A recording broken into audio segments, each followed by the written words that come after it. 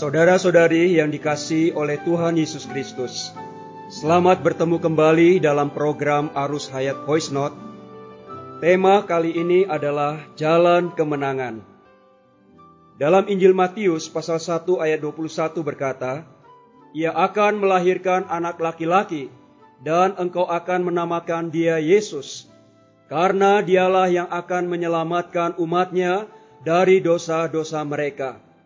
Dalam Galatia pasal 2 ayat 19b sampai 20 berkata, "Aku telah disalibkan dengan Kristus, namun aku hidup. Tetapi bukan lagi aku sendiri yang hidup, melainkan Kristus yang hidup di dalam aku. Hidup yang sekarang aku hidupi secara jasmani di dalam daging adalah hidup oleh iman dalam Anak Allah yang telah mengasihi aku dan menyerahkan dirinya untuk aku." Puji Tuhan, saudara-saudari, Allah telah memberikan Yesus menjadi juru selamat bagi manusia. Firman-Nya mengatakan bahwa Dia disebut Yesus karena Dia menyelamatkan umat-Nya dari dosa-dosa mereka. Allah telah menyelamatkan kita melalui Allah telah memberikan Yesus bagi kita. Keselamatan yang Allah berikan kepada kita adalah keselamatan yang sempurna. Bukan hanya menyelamatkan kita dari hukuman dosa, juga menyelamatkan kita terlepas dari kuasa dosa. Untuk itulah kita bersyukur dan memuji Dia atas keselamatan yang telah Ia berikan kepada kita. Lalu, mengapa dalam pengalaman kita sebagai orang Kristen, kita sering dikuasai oleh dosa? Apakah setelah Allah menyelamatkan kita, Ia masih membiarkan kita di satu pihak berdosa, di pihak lain bertobat? Anak Allah sudah mati bagi kita. Apakah kita masih boleh tetap berbuat dosa? Sebelum beroleh selamat, kita berdosa.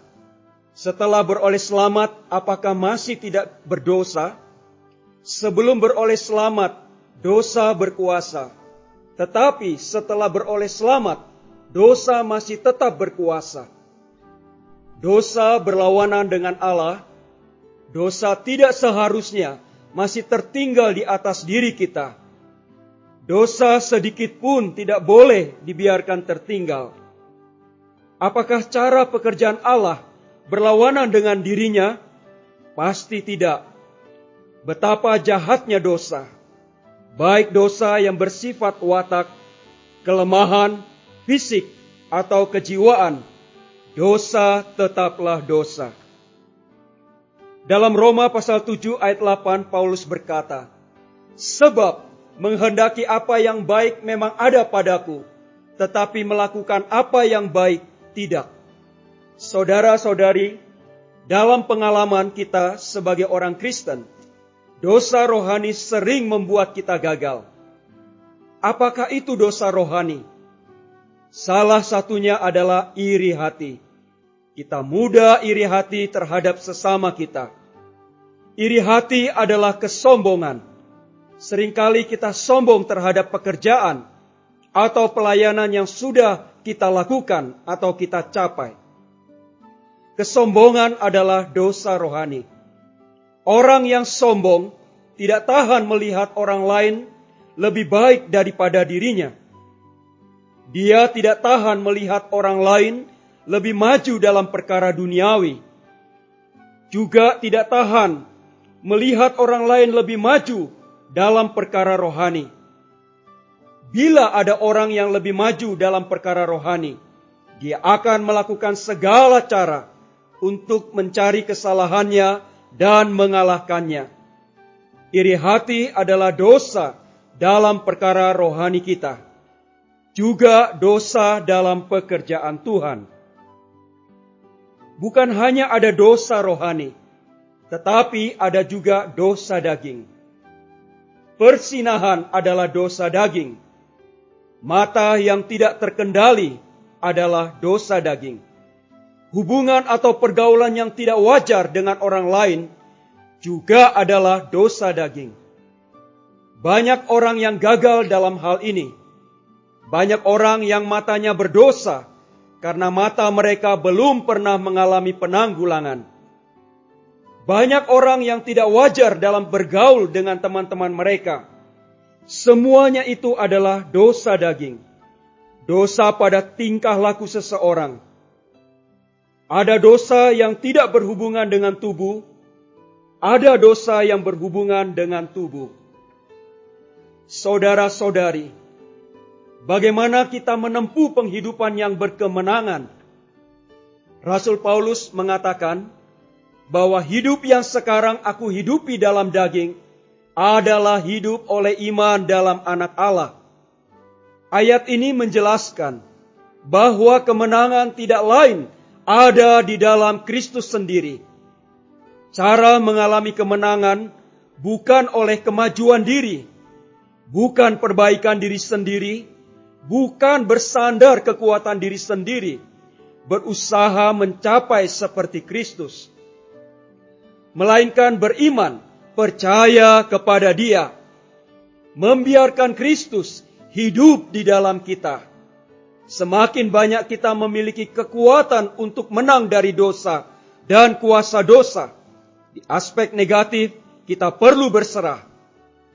Apakah berserah?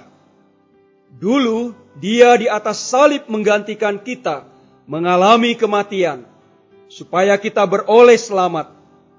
Hari ini Dia di dalam kita menggantikan kita hidup, supaya kita menang. Puji Tuhan atas keselamatan yang sempurna yang Tuhan telah berikan kepada kita.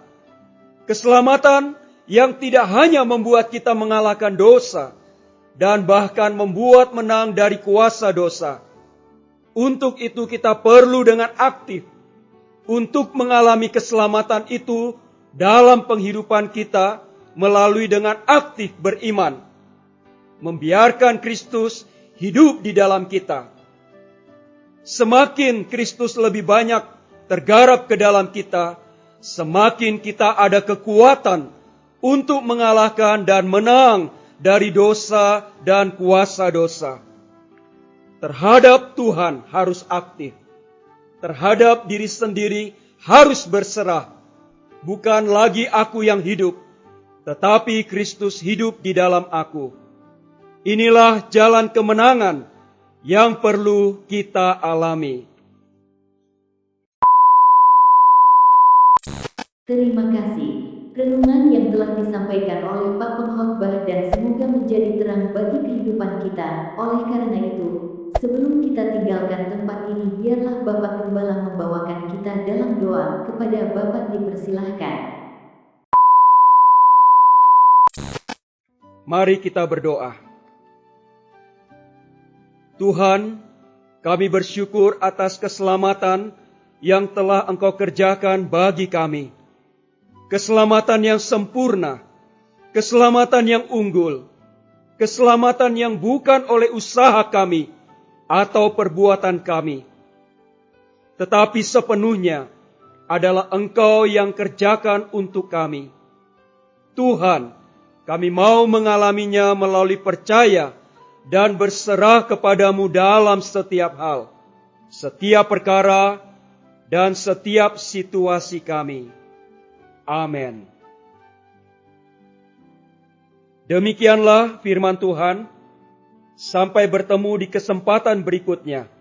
Tuhan memberkati, kasih karunia-Nya menyertai kita.